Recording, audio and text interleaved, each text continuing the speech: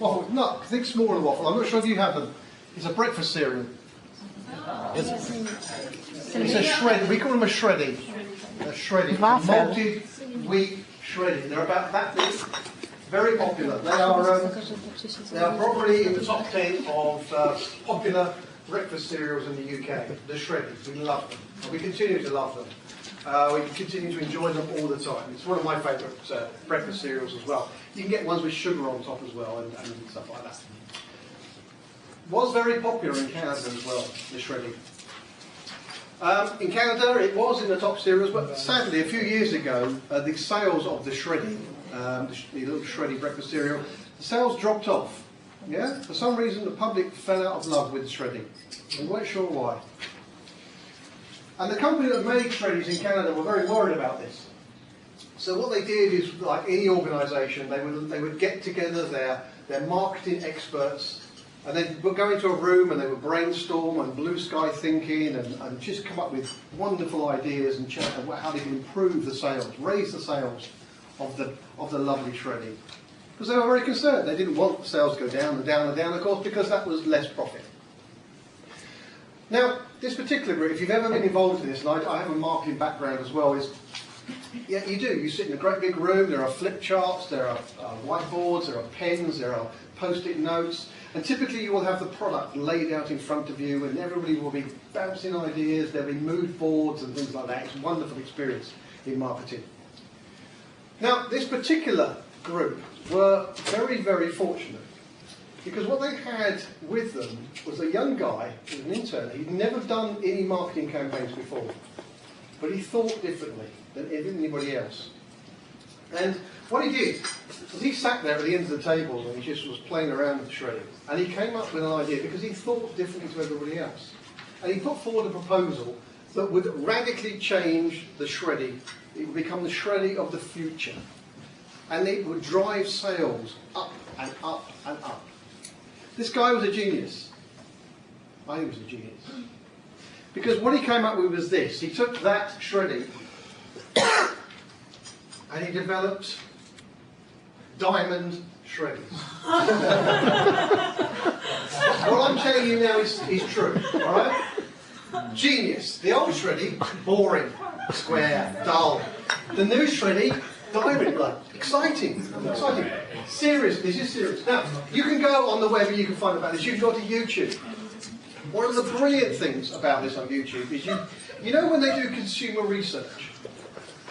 Well, you can watch people being presented with trays of square shreddies and a tray of diamond shredders. And people are going, shredding, I like shreddies. Diamond shredder. Crunchier, tastier, genius, diamond shreddies. Think we can't make shreddies any better? We can. Welcome to the world of diamond shreddies. Diamondier. Oh. You may not know, they are 45 degrees better. Sales rose rapidly. This is real. Sales rose rapidly. Up and up and up. But you know there's something. You can't please all the people all the time. There were some people who said, we miss the old shreddy. We loved the old shreddy. Now the guy, as I said, I think he was a genius. And I believe he now works in Holland for a large marketing company, probably as a senior vice president right now. But the first thing was genius. The second thing was absolute genius, because he actually proved you can please all the people all the time. They recognised they did not want to lose their original customer base. Much as sales were going up, much as people loved diamond shreddies, they didn't want to lose out the original customer base. And so they came up with this genius. Yes, it's the combo pack. Everybody can have what they want. Square shreddy, diamond shreddy, it doesn't matter. Brilliant, brilliant, brilliant. Sometimes, you know, it's just in the presentation. Yeah, just sometimes you could look at this and think, it's how you present things can make all the difference. And so this is a really important message, I think, as far as presentation is concerned. Now, This is me. You've seen the slide already, but this is me. You know, lazy guy. These are all the books I've written. I started with a lazy project manager. I moved on to the lazy winner, which is about productive laziness for the wider world. Generally, everybody, you can follow that one. Successful PMOs, which I said we're going to talk about tomorrow, etc. The lazy project manager and the project from hell. It's the worst possible project in the world. It is a real story. It has failed, but you get a time machine. You get to go back in a workshop and you get to solve and save the project. And sponsorship is my top topic for at the moment. I started the campaign for real project sponsors because I think it's an area that's really, really challenging inside organisations. I am an author, I'm a speaker, I run workshops, I do PMO coaching. Now, at this point in time, you may not care a job about what I've just said. You may not care anything about what I've just said. You may have disconnected already from what I'm talking about. Because that's quite exciting. Particularly when you go to PMI conferences, and I'm not picking on PMI, it's true of most conferences, you have to do a little bit of an introduction which describes yourself. So, on one hand you want to, your ego says, oh, well, let's make this as long as possible. On the other hand, you want to make it short as possible for people. And on PMI definitely get upset when I just say, well, I'm a nice guy and I'm a project manager. You need more than that in your bio. But it doesn't matter what you write, you may not be excited about it. What you might find more interesting is Elvis Presley was recording his first single when I was born. I am a Virgo. In fact, I'm a second generation Virgo. My mother was a Virgo, I'm a Virgo. Fortunately, none of my children are Virgos because that would just be horrendous, wouldn't it? Virgos are perfect. We know that. The best project managers are Virgos, and you imagine what the second generation Virgos are. I am from England, which does mean I have to support the English football team, sadly, but that's just the way it is. That's my boys, 3 of them. That's on holiday in Florida last year. They're actually not killing each other at the moment. 3 boys is almost guaranteed to have a fight constantly. I live in a place called Bingley Woods, which is, if you know England at all, it's near Coventry. It's in between Coventry and Rugby, in the middle of the country. It is a small village and it is surrounded by wood, hence the name Bingley Woods. It's very nice, very pleasant. Clint Eastwood is my favourite actor, and Outlaw Josie Wells is my favourite Clint Eastwood film. I make no apologies for that. The first band I ever saw and the first album I ever bought was by Black Sabbath. That's Masters of Reality, and I went to see Black Sabbath. I was thrown off stage after touching Ozzy Osbourne's little fringe shirt in London. They are my favourite sweets, Maynard's wine gums. They have to be Maynard's, they have to be the real ones. I love reading. I read a lot of books. More and more these days I get to read books that people ask me to review, but for pleasure I like to read, particularly detective. My favourite author at the moment is Jo Nesbø, fantastic, the Harry Hula series, fantastic guy from Norway. That's my current car. It's an Audi A5 Sportsback. I had to buy a German car in the end. I love Saab. I've had Saabs for 15 years, but Saabs have let me down. My last car was an Aero, 9.3 Aero convertible, which is gorgeous, but getting very old. I drink far too many of those, the Red Bulls.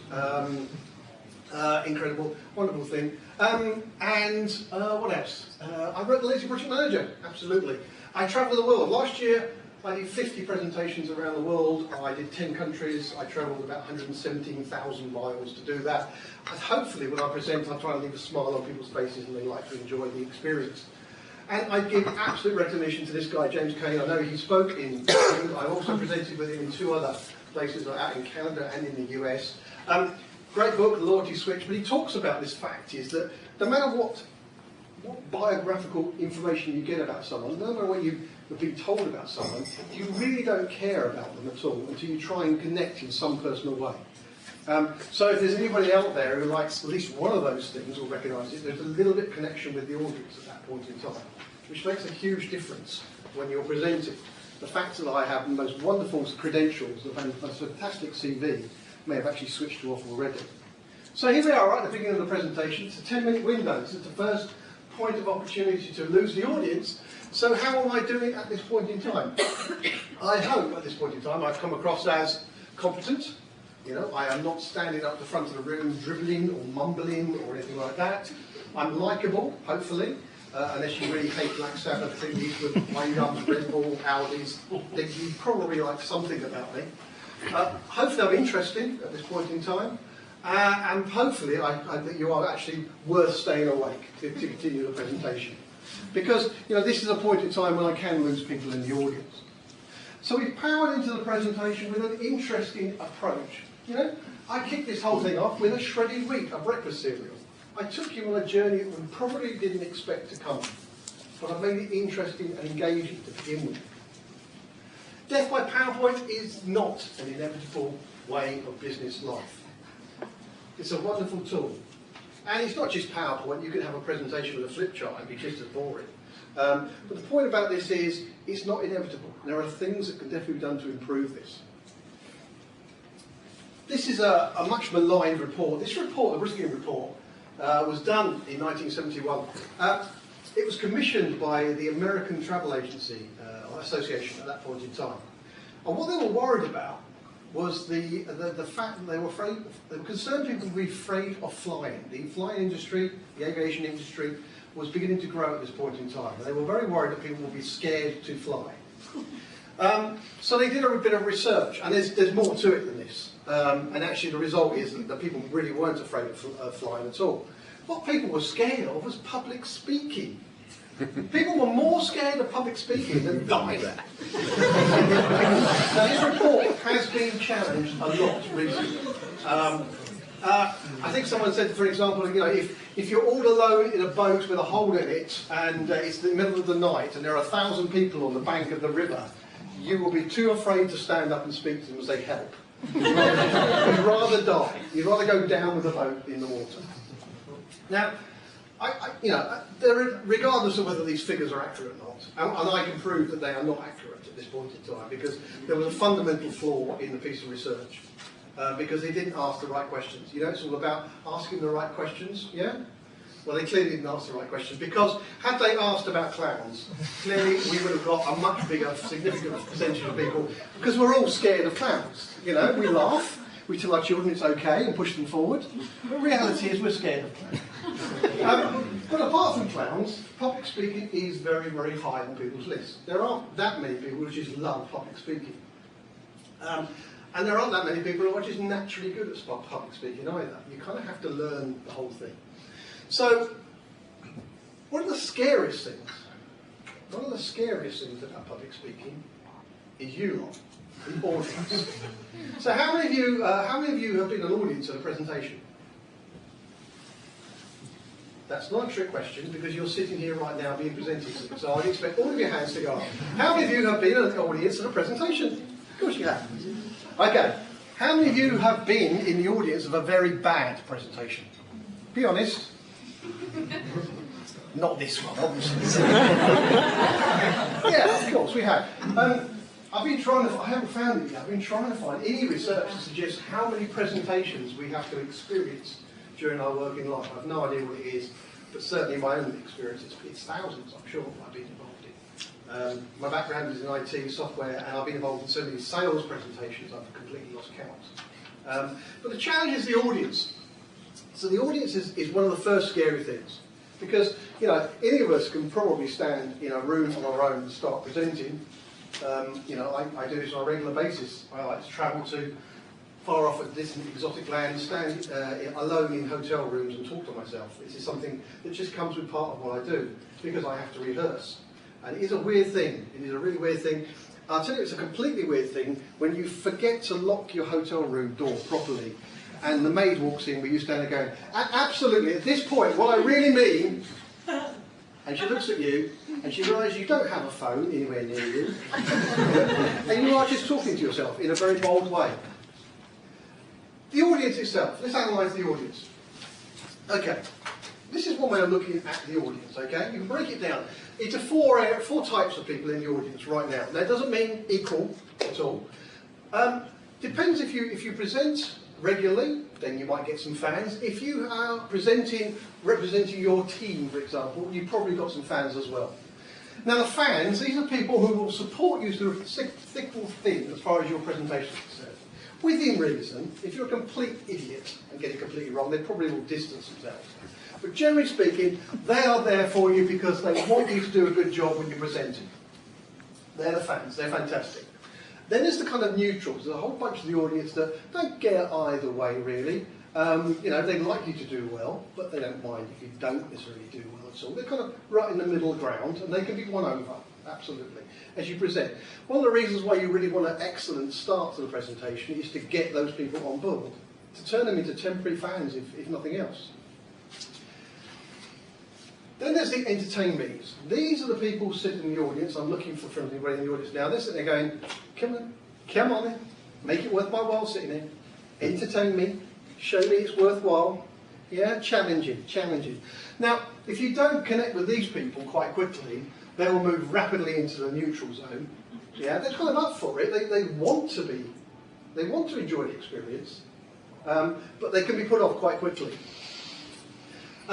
The left the building. These are the people who don't give a toss about you at all. They are only in the room because they have to be in the room, or they're in the room because they feel obliged to be in the room through peer pressure or whatever it is, or it's a good thing that they are, they're seen to be there for some reason. They don't want to be here. They've got 1,000 other things they could be doing that's guaranteed to be more interesting. You can't win these people over. You know, the best way you're going to win these people over is afterwards, through peer experience. If these people go away afterwards and other people leave the group that have been presented to and they start talking about very positive things, that was great, did you hear that? It's a really good idea, great suggestion, good presentation. They will probably catch on at this point in time and go, yeah, it's good actually, it's all right. But they won't, typically they can't be won over during the presentation itself. Now the worst situation, of course, is if you don't get off to a great start. The entertain me's will say, you're not entertaining me, I'm going to disconnect at this point in time. The fans will try and stay in there as long as possible. The neutrals will probably move into a kind of left the building state of mind.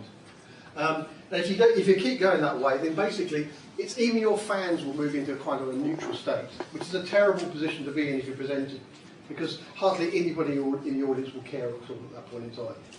So the audience is a really challenging group, and it's one of the things that do set the challenges for public speaking, of course, because you have an audience out there.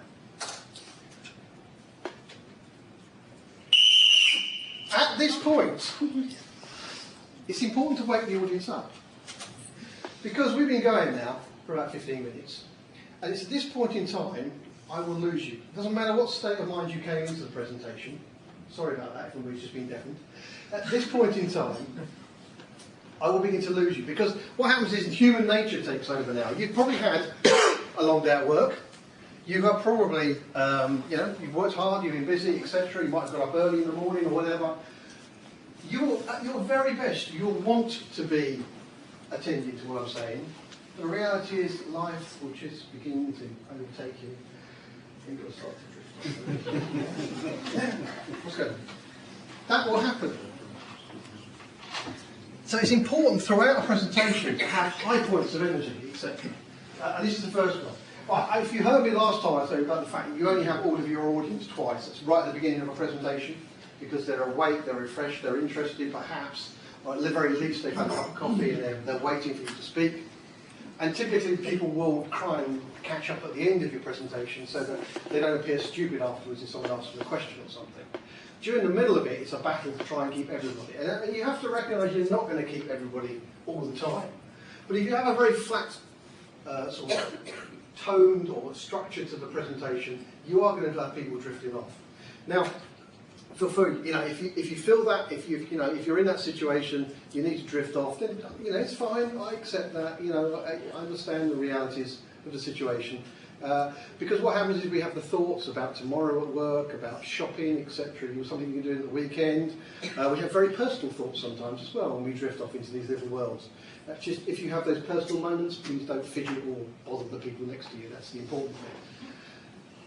So we've talked about the audience. The audience is a challenging one.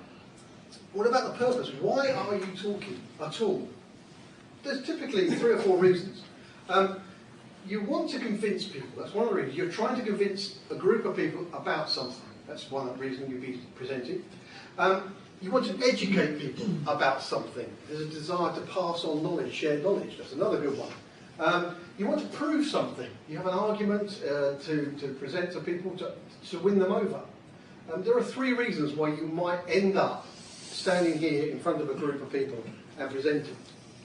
The 4th one is occasion. Now, occasions are things when we all get involved. You know, occasions are those social events when suddenly it looks, you know, it comes to you to have to speak up in public. The most common ones that we get involved in are things like weddings, for example. Yeah, best man has to do a speech. The father of bride has to do a speech. You know, these days, the bride often does a speech as well. I'm not sure what your traditions are, but it's a growing thing. Now, I also have a daughter. You didn't see my daughter earlier on. My daughter has left home now. And she's been going out with a guy for quite a long time. But they have no plans to get married at this point in time. And I honestly believe one of the reasons she has no plans to get married is because she dreads me doing the father of the bride presentation. She is utterly convinced that I will wheel in my laptop, a PowerPoint presentation, that I will bore the audience to death for an hour or so. She has seen me present before. So that's the thing. The reality is that that's one of the situations we just have to deal with it. Let me tell you a story. Many, many years ago when I got married, I wasn't very good at speaking at all. And one of the troubles is that it was a period of time where there are a lot of weddings usually. You know, your friends get married around the same time. In fact, my brother got married around the same time as well. And you see some interesting speeches and you see some terrible speeches and the rest of it. And I wanted to do a good job, of course. I was really afraid, and one of the things I didn't like was when people went in with lots of notes to speak to and things like that. So I wanted to keep it as simple as possible. And I came up, this is my plan, and this is kind of worked from that point onwards. If you keep it simple, but you have a structure that you recognise. Now, in England at this point in time, they had just, quite recently, they had started the National Lottery. We hadn't had one before. And I thought, this is interesting, National Lottery. So I came up with this brilliant plan, and it worked well. What I did was, I went down and I bought a ticket for everybody on the important people at the wedding, what we call the top table. So the bridesmaids, the best man, the mother and father of the bride, my parents, the ushers, all the important people. And they all had a lottery ticket, and the lottery ticket had the same numbers on it. And the numbers were 1, 7, 15, 21, 30 and 40. Brilliant. So you can imagine this. This was my speech. And the only notes I had in front of me were a lottery ticket. I bought myself one, of course. Yes, just in case we had to share the multi-million. That didn't happen, sadly, but never mind. So 1, 7, 15, 21, 30 and 40 was on the lottery ticket. Number 1. This is going to get the girls in the audience. Number 1, I said, I bought a lottery ticket. And number 1 is the first number I chose because this is the first day of our life together. Oh. Even my mother-in-law did. Oh. Number 7 was because it was July, we got married, so it's the 7th month. Number 15 was because it was the 15th of July. 21 was because we had 2 bridesmaids and 1 page boy. 30 because that's the number of years that I'd known the best man, my friend. And 40 because both of our parents were almost about to celebrate their 40th wedding anniversaries. Incredible. 1, 7, 15, 21, 30 and 40. That was so simple for me. And it really worked. And because I was really relaxed when I presented, I had all my notes I needed in front of me. And by creating a simple structure when you're doing a presentation, something that you can quickly recognise, it really, really works. Because one of the hardest things when you're presenting is to have loads of notes in front of you. Is to worry about where am I, what page am I on, etc. If you keep a very simple structure, it really pays dividends. So, regardless of the purpose of why you're presenting, whether it is to convince someone, to educate someone, to prove something, or even on occasion, having that simple structure in your mind really pays dividends. And then there comes the content. You know, what is it you're talking about as far as the presentation is concerned? And there are a couple of warning points here. If you're presenting on something that is your expertise, your area of expertise, something you're very passionate about, that's fantastic because you will not have to worry about the content, the detail. That's up there, you know it. Yeah? If you guys are talking about project management, I'm sure you all know it. There's not a problem at all. The danger, when you're passionate about something, is you get carried away. You just don't know when to stop talking. You don't know when to get down to detail. You get so excited about it. And I've seen many presentations. As I said, I come from a software company background. So when we used to do sales presentations, we would typically have an account manager and I would represent project management and the services side of things. And we'd have to wheel in a technical expert. And the technical experts were brilliant. at everything except for keeping to time. Because they were passionate about what they did. They loved to share everything and everything. They were the hardest people. So if you're the expert, if you're passionate about something, the most important thing at this point in time is to rehearse and control your time. Make sure you don't get carried away. There's always an opportunity to carry the conversation on. But just stay within the boundaries of what you're trying to present. If you don't know your content, if you are presenting something on behalf of other people, on behalf of your department, your team, whatever, then it is a matter of rehearsing. It's a matter of rehearsing until you know it well enough to present, etc. Or, the other technique, and there's nothing that says it has to be one person standing here, is to have people in the audience who will point, almost as we did at the starting. We're now going to talk about the English camp. I'll hand over to.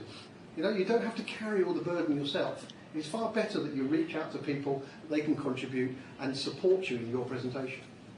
Because it can be a lonely job up here.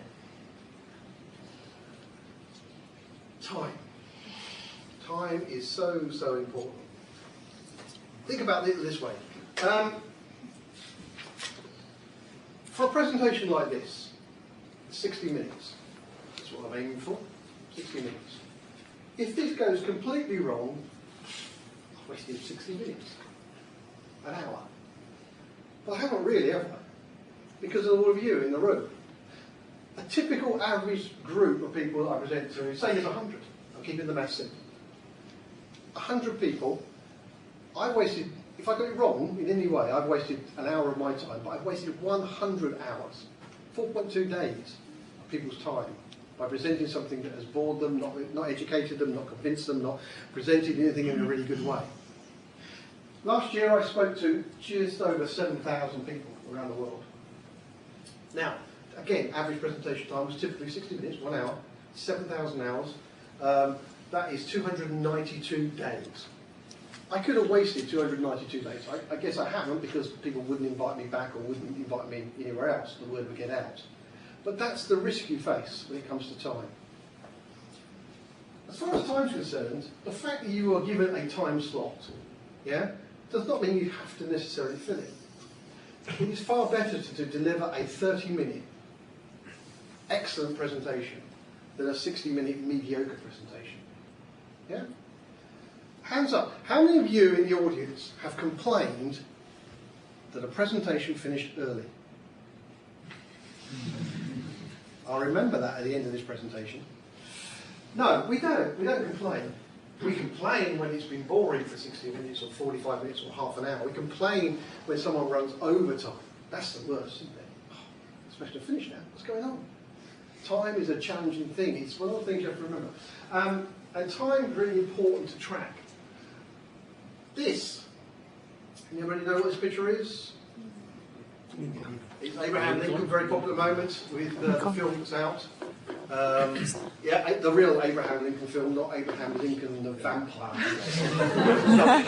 that I saw on a plane recently when I was going out to stay. This is actually the Gettysburg Address. So Abraham Lincoln is famous for the Gettysburg Address. So this was it was the memorial of the dead soldiers, the reburial of dead soldiers, the consecration of the grounds, etc. after the major battle. Now, the Gettysburg Address is very, very well known. Abraham Lincoln. You know what was the Gettysburg Address? There's a guy called Everett, Edward Everett, and Edward Everett was the mastermind behind this particular event. He put the whole thing together. He constructed the whole agenda for the day, and he invited Abraham Lincoln down to speak as the president. Now, Edward Everett's oration was the major part of the event. He spoke for 2 hours. His presentation, when written down, is 13,607 words long. And nobody remembers it. Lincoln was very ill. He was on the edge of serious illness. He was complaining about being ill on the way down to Gettysburg. He felt significantly ill on the way back afterwards. He struggled to his feet. He spoke for a few minutes. He spoke 271 words, 10 lines, 10 sentences. And that's what's remembered. So sometimes it's not the volume. Sometimes it's the message, and the simplicity can really work well. So when you're thinking about time, think about that. You know, the rest, in this case, was history. It was the short, excellently structured, put together, not the long, long ovation, etc. that was put together by Everett for 2 hours. For me, if you do a lot of presenting, this is one of the greatest tools you can have, I find. This is really neat, because it's, I'm not suggesting you have to buy this one, by the way. I'm not sponsored by Logitech or anything like that. But it has a timer in it. It's brilliant. It's, you know, it saves you looking at your watch, etc. I mean, this one's saying I've got 28 minutes left of my 1 hour at this point in time. What's brilliant about this one is, one, you can quickly look at it. It's an excellent tool for presenting. It leaves you free away from the laptop. It's worth investing in. And at 10 minutes, it will buzz in my hand. It will about 10 minutes. 5 minutes, it will buzz more consistently. When my time is up, it will keep going. It's a great reminder. If you do professional presentations, etc., there are often clocks and in front of you, you can see, etc.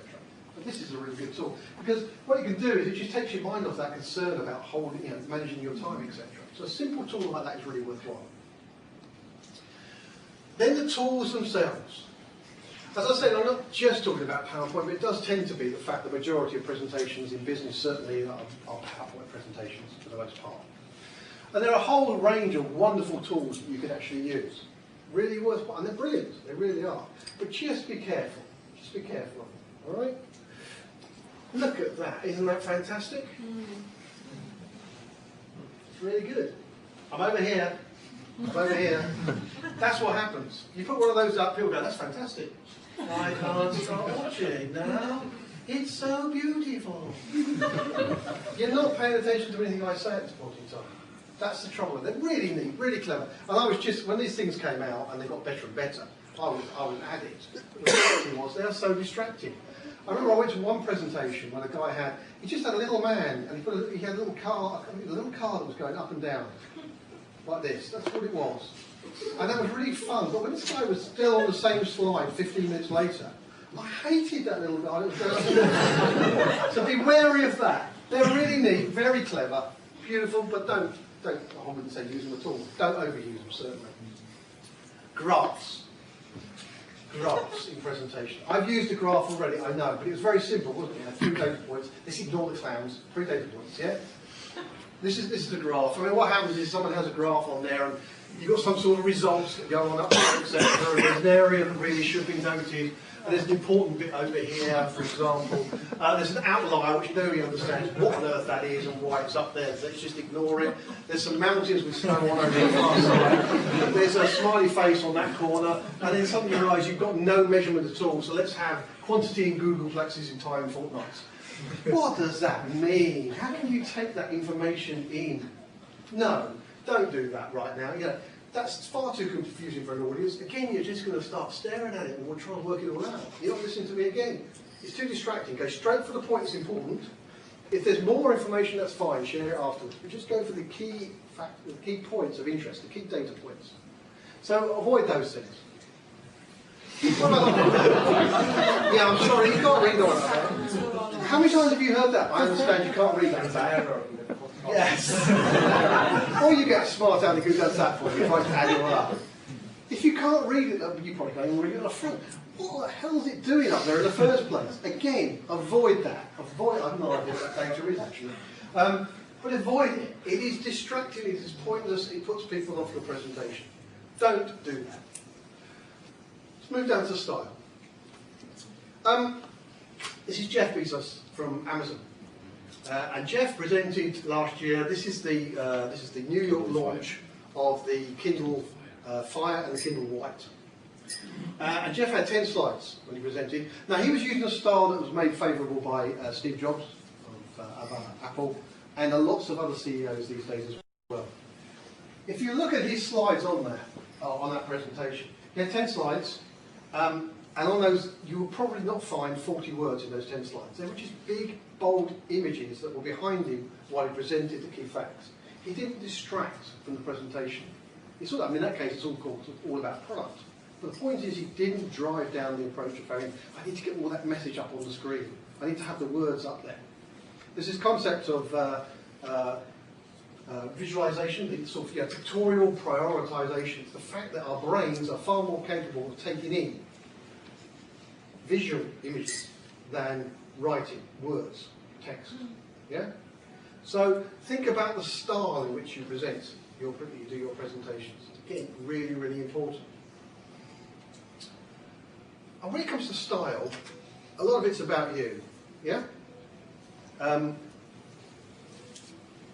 If I was to stand up here at the beginning of the presentation and ask them, hi, my name's Peter Taylor, I'm going to talk to you about the power of presentations.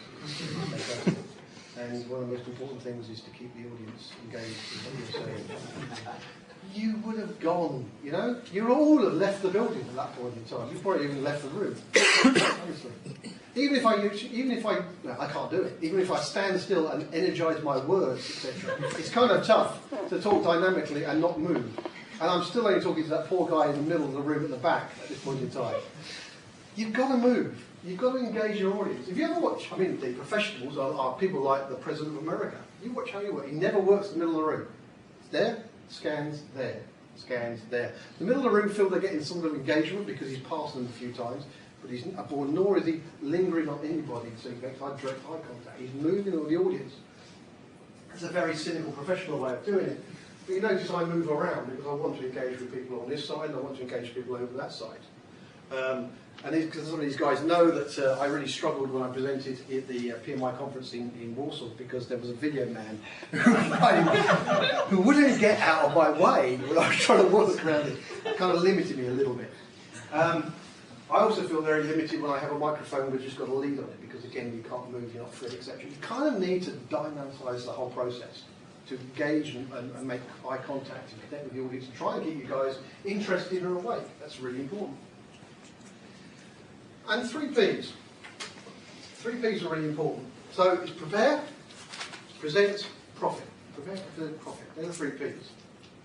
And the smallest part of the whole process is the present. This is a tiny part of what's going on for a presentation like this. But what we had beforehand was a lot of preparation. Preparation was constructing the presentation. This is the very first time this has been done in a 1-hour format. Beforehand it's always been quite short, about 20 minutes. So it'd be interesting on your experiences, which I'm sure you're going to share with me at the end. So, I had a lot of preparation to do, was to construct the presentation, to build the information that I wanted to share with you, to learn the material as best I could. That was all done up front. The presentation is going to be 60 minutes, but afterwards the profit hopefully will be that you will gain something from it. You will learn something. If it's 1 or 2 points, it doesn't matter. You know, personally, I will feel good if I've actually managed to engage the audience, keep you connected, and delivered something that you'll find useful moving forward. So the 3 Ps are really important. It is preparation, it is presentation, it is profit at the end. And profit, it's not I'm talking about profit, money profit, I'm talking about profiting from the experience of being in the room for the 60 minutes, or whatever is the period of time that you engaged in the presentation. So think about the 3 Ps when you do that.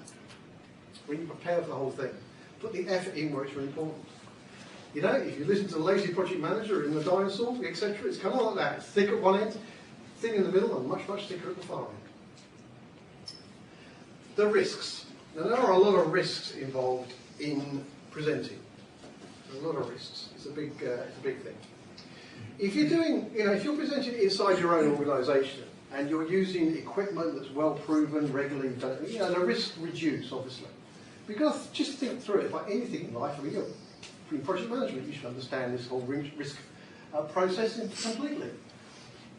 When I travel, I think about the risk. You know, when I've got to get there on time, in plenty of time, and I've got to set up, etc. So the way I do that, obviously, is to make sure I arrive with plenty of time, plenty of contingency. In this case, I came in an entire day early, but that's thanks to Wizz Air. It's not really there. My enthusiasm. But you come in, you've got to prepare, you've got to prove the technology works. Yeah, you've got to make sure everything's up and running, the projector works, etc. You've got what materials you want, the room's laid out the way you want it, etc. All these things are kind of de-risking the entire process. And then the other thing you can think about when it comes to risk is, what is it you're going to be using during the presentation? So, for example, if you're using video, make sure that works. If you're using a microphone, make sure that works, etc. Beyond all of that, there are other risks, etc. There are things that might happen where, the audience is late, or the important person that you're presenting to, the key person you're presenting to, doesn't turn up because they're too busy doing something else. What are you going to do in that case? What if in case the whole of the technology claps and stops at one point? Are you capable of doing the presentation using a flip chart? I did one in England, and it was actually at a football club. And I drove up, I was there in plenty of time. We went in, we set up, got everything working, etc. We powered everything up, the projector came on, everything was working. I was just about to turn around to the organiser and say, I'm good to go, let's go and get a coffee or something, when the projector just went into some sort of spasm and started shaking. So it wasn't working, but there was, the whole image was blurred. There's no way I could present for an hour with blurred images, it was pointless. So we went and got the local lady who was in charge, looking after the conference suite. We said, this one isn't working, can you go and get your spare projector, please? Because we don't have a spare projector. Really? You're a conference centre. She said, no, all we've got actually is the events room. Well, that'll do. Can we move down there? Well, we went down there. Now, this was a small, it wasn't PMI, it was the other people in the UK. It was a small chapter meeting. So there are actually only 35 people there. And we were in a room for 750 people with a dance floor, disco, and a DJ thing over that side, and a massive, massive screen to present. It was done for the big celebrations and the football sort of events and stuff like that. But, we overcame it. We got into a huddle and we had a good time. These are the sort of things you need to think about. When it comes to people, you've got to think about your audience as well. I mean, I'm going to relentlessly push on tonight because you've had a nice break and I'm not going to be that long. But I did one event in Spain, and two things. First of all, the conference was overrun. We were late to start with. And secondly, the organisers in their wisdom had decided that it would be really wonderful to have 3 presenters to present 45-minute sessions, one after the other without a break. Oh. So, I was the third presenter. The first 2 guys went, and they are good speakers, and it was great. But I recognised 2 things. One, I recognised the audience was really becoming, people moving around, fidgeting, etc. They were desperate to have a break, desperate to get up and stretch their legs. On top of which, we were now moving into a period of time when people naturally would be looking, they're watching, thinking, I want to get that bus, that train, get in the car, beat traffic. So I recognised I could stand up and do my 45-minute presentation, or I could do something else. And I did something else to start with. I sacrificed 5 minutes of the presentation, I dropped some material, and I stood up and I said, look, I recognise the reality of the situation here, so I know that some of you are going to have to go. There are 2 ways you can leave the room, all right? There are the bold people amongst you who will just stand up, they won't care what people think, they will just stand up, they will grab their bags, they will make as much noise as they need to, and they will walk out the room. I said, you guys are covered. I don't have to advise you. I said, but there's another group, you're just going to be embarrassed about standing up and having to go. But if you have to go, the best way to do it, the best way I've seen people do it is pretend to have a phone call, an important phone call. You see people do it. No, okay, I'm doing a presentation. Really? That important? Really? Okay. Well, I'll just go now. I gave the audience permission to leave, basically, my presentation. I dealt with the situation, but the reality is, you know what, I actually only lost about 3 people as a result of that. By recognising the needs of the audience, I dealt with it. So just think from all of those risks you're likely to face when it comes to the presentation. Break the rules. Don't be afraid of breaking the rules. I was taught, and I did some presentation training way, way back in time. There are a number of rules that you're taught. The first one is the 6-6-1 rule. What it says is, no presentation, or every presentation basically should have no more than 6 bullet points on a slide, and every bullet point should have no more than 6 words against it, and every slide should only have one idea, one theme, one topic. 6-6-1. And that's not a bad one. Some people I wish would follow, because you see some presentations with masses of text and bullet points and stuff like that, no gaps at all. But I say break that. I think the 6-6-1 is still bad. I think the fact that you should keep it as simple as possible, with as little on the slides as possible. So I would urge you to break the 6-6-1 rule. Second rule is, I don't know if you've been told this one, when you do a presentation, you tell them what you're going to tell them, you tell it to them, and then you tell them what you've told them at the end. I think that translates well. But it means I will stand up and go, tonight I'm going to talk to you about the power of presentations and how to do great presentations. And we're going to step our way through looking at the audience, we're going to look at time management, we're going to look at risks, We look at some of the tools, etc., etc. I will then take you through, all the way through. And at the end of it, I will sum it up and say, great, so you've seen some of the tools and techniques of presentation skills. Remember, we talked about time, we talked about risks, etc. I find those really quite boring presentations, to be honest. One of the worst things is when people have these massive agenda and you wonder where you are in the agenda as people wander their way through it. So I'd say break that one as well. The last one I suggest you break is you should have a slide at the end that thanks the audience. Really? It's kind of like a plea, isn't it? He's lovely. I'm trying to do my best. I don't think you need a thank you slide. I think you need a closing slide, and I think you need a strong message, but I don't think you need a thank you slide at the end. You know? It's not a bribery situation at all. So think about breaking some of those rules. The hates. There are got to be some hates in the audience. So, you know, open this one up now. Go on, what pet hates have you got when it comes to presentations? Anybody got any? What do you hate most? Not me. What do you hate most? PowerPoint. Sorry? PowerPoint. PowerPoint. You hate PowerPoint. Okay, exactly. So you should make PowerPoint as painless as possible. You could use it as little as possible. I hope I try and do that. Many times I'm always asked for my slides whenever you go in there. And I saw one wonderful write-up. There was a group in the UK that I went to speak to. And they asked me for the slides. And I always send the slides in. I'm happy to send them in to people to look at. And the lady that organised it, because what they do is they post the slides up on the website and she does a little bit of write-up about the event. And she put up on my lazy project manager ones, these are Peter Taylor's slides, the lazy project manager. Trust me, they made sense on the night. Because when you look at my slides, there's a picture of a dinosaur, there's a couple of bullet points, there's, you know, a picture of an Italian economist, a field marshal in the Prussian army. They don't obviously make a lot of sense unless you were there. You had to be there.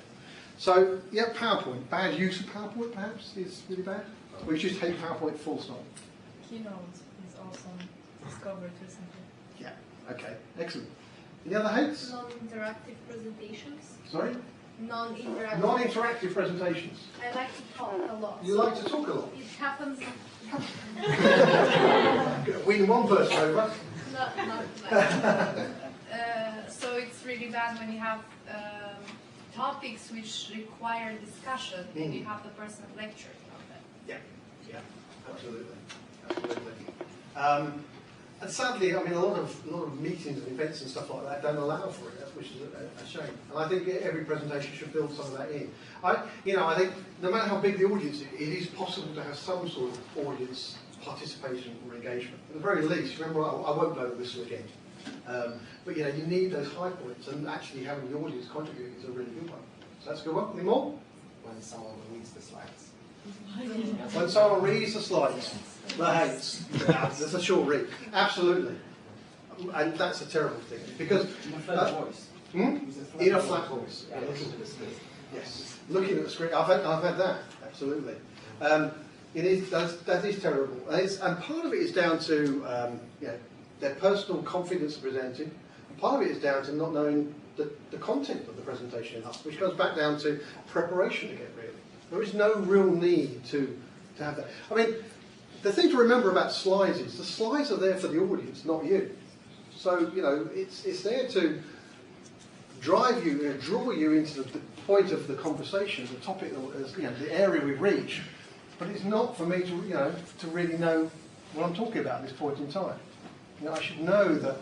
This is not a very good example of the slide. The previous, when we looked at the time one, I know what I want to say about time at that point in time. At this point in the presentation, it's not there, so I can say, the first thing I want to talk about time is this, and then the second thing is this. Right? No, reading the slides is really bad. It doesn't engage your audience. It doesn't allow you to connect with your audience because you're facing this way. Even if you've got a monitor down here and you're looking down, you just cannot engage with the audience, and it doesn't portray any level of confidence. That's a good one. What else?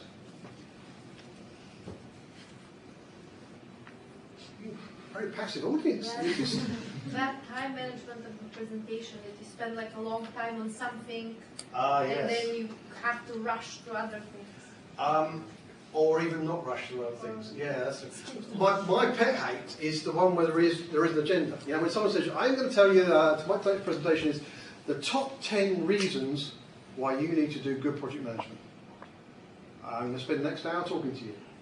35 minutes later, point 2. You're sitting there thinking, oh, God, you're extrapolating, aren't you? You're working it out. If he keeps up at this pace, I'm going to be here for 4.5 hours. Now, most people will begin to recognise, or people will be waving at them, or whatever it was, and they will speed up. Which means you get, you'll lose out on points 7, 8, 9, 10. They're irrelevant. Bad structure, bad timekeeping, not good at all. And I hate to, I think presentations are more exciting when you don't know where you're going. I'm sure if you didn't know where you're going when I presented you with a breakfast cereal to begin the whole process. But I certainly wouldn't like to put up an agenda. I've told you what I'm going to talk about tonight. I've told you some of the, when you might have seen the write-up, you've seen some of the purpose of the presentation. But I really think I would have lost you. I said, now we're going to talk about time and about risk and talk about this. I don't think that's a good thing at all. So that's really bad. I think the other thing as a presenter is you have to recognise that you want to keep the audience on your side. Now you've reached the end of the presentation, and often at the end of the presentation there's a whole interactive session which is questions and answers. Yeah? Now there's an important lesson to learn in life. There are no stupid questions. There are stupid people. That's closed off the Q&A session at the end of this presentation, hasn't it? No. As an audience, you've given me some of your time, you've given me some of your input, your comments, etc. That's fantastic. But you, as a presenter, have to control the audience. And if one person, and you do find, bless them, one person, there's two types of people I think you find. There's one person that asks a question, which isn't a question, it is a biography or CV, resume of the person who's presenting. Hello, my name is so-and-so, and I've done this and I've done that. I've done that. I found when I did this, and I did this, and this was a concern to me. And when's the question coming at this point in time? You have to control that person. You have to control that person.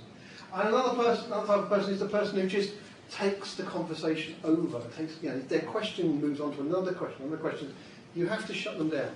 And sometimes, you have to take one for the team. Thank you for your question. It's really good. Can I just stop you there? Because I suggest let's have a real chat, because this is important. Let's have a chat at the end of the presentation. Is that okay? Right. Anybody else got another question? Because you will lose the audience. The audience will hate you if you just let this get out of control. You have to manage the audience to a certain point as well. So I think there are a number of hates that you can deal with out there. As I said, I think my worst one is the fact that the agenda is 5, 10 points or whatever it is, and we're on number 3 and we've almost run out of time, etc. That's my personal hate, but there are many aspects you need to think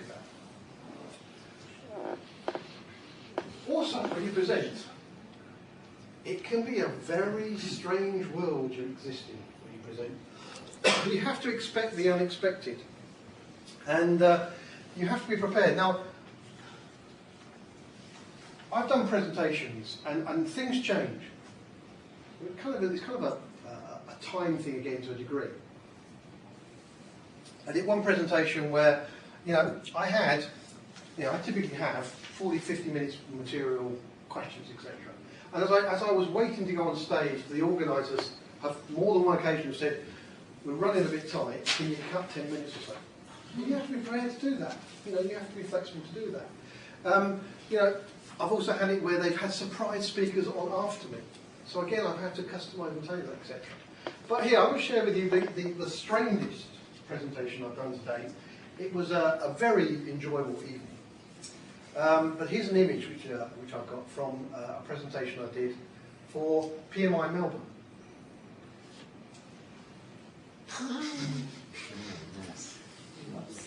That was unusual.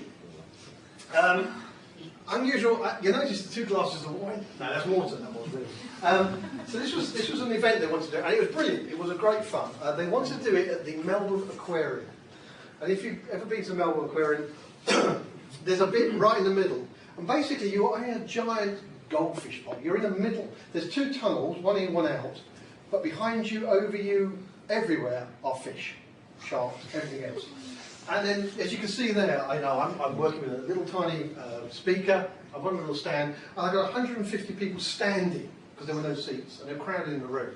And you can imagine what the acoustics were like in there as well. It was dull, it was muffled, etc. But you know, it was a great event, and I saw a few people laughing, which I thought was a good thing in the presentation, but then I saw the pictures afterwards, because that thing was circling my head through most of my presentation.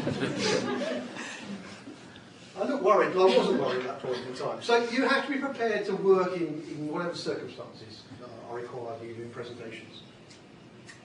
If you want to learn more, if you want to see some great presenters, some really, really good presenters, TED Talks are really good. Just go on the web. The way they do this is I think they have to max out at 17 minutes at most. A lot of them are a lot shorter than that. And you can just see some of the best speakers in the world standing on a stage. Some use PowerPoint, some don't use PowerPoint. But yeah, they are really, really good. There's a site at the moment which has got the top 10 TED Talks. You can look at them and you can see how popular they are. If you want to learn anything, I would absolutely encourage you to go and look at some of these. There are some brilliant, brilliant ones on there. You can learn so much from the way these people talk and the experiences they have. And quite a lot of them are quite inspirational as well. So this presentation, I've just taken you through, the presentation on presentations. You know, I talked about, you remember I said about Jeff Bezos having only 50 words in his slide? Well, I had 41 slides. When I get to the end, there's a couple more slides. I used 121 words. That averages out around 3 words per slide. There were 61 images. And again, when I said about visualization, the brain works with images. I hope, as a result of that, that it has kept the audience awake. And hopefully you're going to walk away with something to remember as a result of that. I think the general themes are, you know, keep it simple, keep it focused, keep it on time.